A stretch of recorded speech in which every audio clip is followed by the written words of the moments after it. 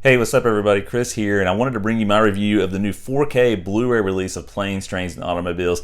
This is my favorite Thanksgiving movie, and really there aren't a ton of Thanksgiving movies to get excited about. I mean, you got Thanksgiving and Thanksgiving 2, both of which I've seen, and maybe I'll review those next year. But this is not only my favorite Thanksgiving movie, but maybe my favorite comedy. It's definitely in my top 3 or 4 for sure. But the interesting thing about this release is that it's coming with a lot of deleted scenes. And I think there's been a lot of rumblings over the years about some of the stuff that had been cut out of this movie. And so I wanted to talk more specifically about that. Then really the resolution you get with this, sort of the visual upgrades with the 4K format here. And actually there are a little bit of problems that you see when you watch this movie, and you get sort of a sense of what this transfer has looked like.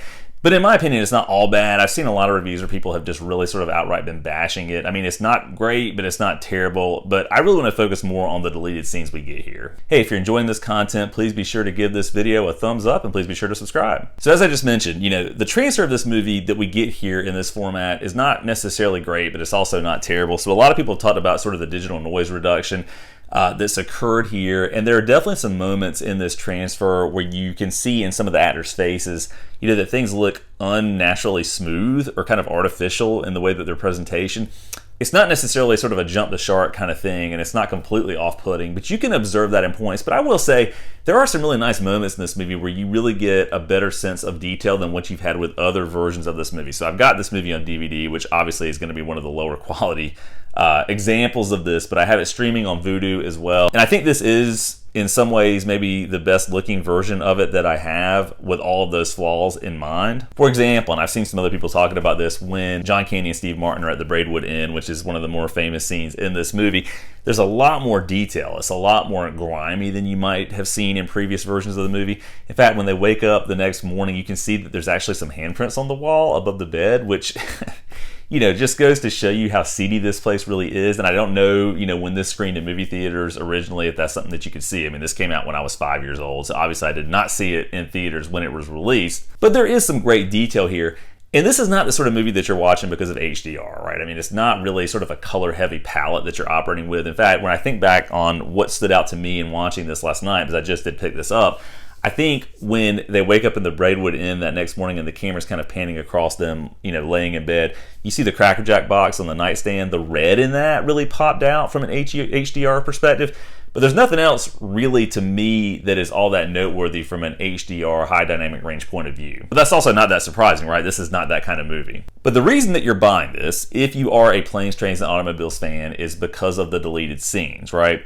So there was one of these scenes that I knew I had seen in some version of this movie in the past, and I could never seem to track down where I had seen it previously, whether it was on TV and presented that way. But there's a scene where they're on the airplane at the beginning of the movie, and they get seated, and they're presented with their food, and it looks horrible, and Steve Martin is sitting there eating, and somebody flips their hair over the back of the seat, and it gets all over his brownie. And it's a really funny scene, and it finally is here in this movie again. And I'm not sure, it was just one of those weird things where I had seen it in the past, I knew it existed, but I started to kind of second guess myself and question whether or not that was something I had actually imagined. It had been so long ago when I saw it, but it is there in the special features. What's really cool about these special features, though, and before I get into this, I do want to preface it by saying that it is extraordinarily raw footage, right? So there's little bits of text that go across the bottom of the screen when you're seeing these special features, when it says property of Paramount Pictures, in like a really DOSy kind of block format, to suggest that it was in sort of a VHS archive somewhere. No care was given to restore it. It's just presented to you as it was found and then sort of put through a VHS player, that sort of thing. But what's especially cool about these scenes is that it really, in a lot of ways, kind of reframes the entire movie. And there are two main things about that stand out. Really three main things, actually. So the first is this, and this really actually kind of shocked me a little bit just because I didn't expect it. There is an entire scene with Neil Page, that's Steve Martin's character, his wife,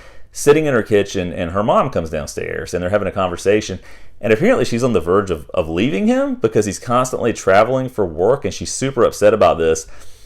And it really, again, repaints the entire movie. And in some ways, it makes it make a little more sense, right? When he arrives home at the end of the movie and she's standing at the top of the staircase crying, I always thought that was a little bit weird that she was just that upset about him being late for Thanksgiving dinner. But it makes it that much more of an impactful scene because of that context that you otherwise wouldn't have. The other thing is that these special features really show you how much of a perfectionist and borderline anal retentive person that Steve Martin's character is in this movie. So, for example, they're in the Braidwood Inn. He's folding his pants. There's a scene where he's folding his pants and creasing them perfectly to put them back in the suitcase.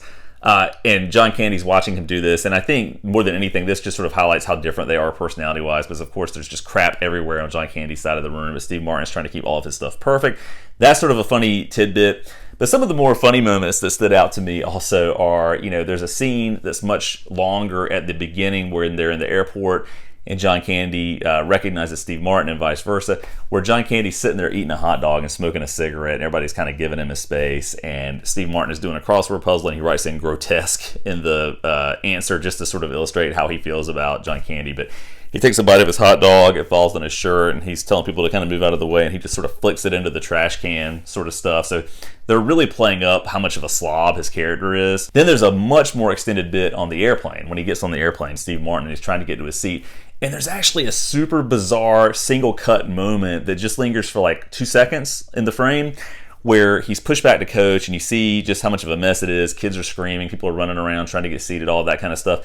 And it shows the inside of the airplane, and there's hay everywhere and a cow walking around. So I guess they're trying to illustrate that in Neil Page's mind, everybody is a slob but him, or something like that. It's a really weird cut, and I completely understand why they didn't include it in the movie. It was almost kind of Kubrick-esque. It was just sort of a weird thing that they threw in there. Again, I guess to illustrate how much of a tight person Steve Martin's character is, how uptight he is about everybody else around him, and how he wants everything to be perfect and prim and proper and perfectly neat and in its place. But that was a really weird moment. But the conversation between him and John Candy when he gets in his seat goes on much longer. The whole thing about, I'm an annoying blabbermouth, just give me a poke in the chops, that kind of stuff. It keeps going and going and going. And actually, it's pretty funny. At one point, John Candy pulls out a calendar. He's like, yeah, I'm in marketing myself, sort of as an ad hoc person. Look what I made. It's not original. It's kind of an original idea, but I put it all together. And he's made sort of a calendar for his shower curtain ring business that's got a bunch of scantily clad women on each month. And it's just, it kind of goes along with that novel, The Canadian Mounted, that John Candy is reading at the beginning of the movie, and just further cements what kind of person he is, his character. So that's a really funny moment. Another interesting thing, they're back in the hotel, the Braidwood Inn.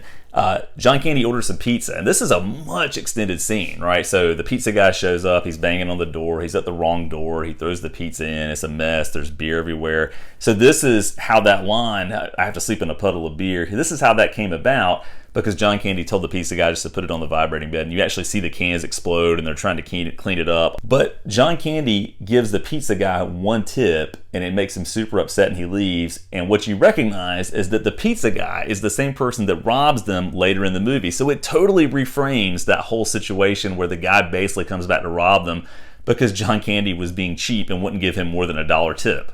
There are some other extended bits of hilarity strung out throughout the movie, or peppered in throughout the movie, that I think actually, are in a lot of ways, in a lot of moments, just as funny as everything else that we get in the movie. Again, I totally understand why they felt like they had to cut it back. Otherwise, you're looking at a 2 hour and 45-minute movie or something like that, probably. But a lot of what they removed from the final cut is really, really funny, and I would love to see this stuff restored. I don't even know if that's possible, just given the state of the VHS tapes that are included in these special features. But I would absolutely love to see this stuff included in a restoration, in a full-length sort of director's cut version, even though, John Hughes, of course, has passed away.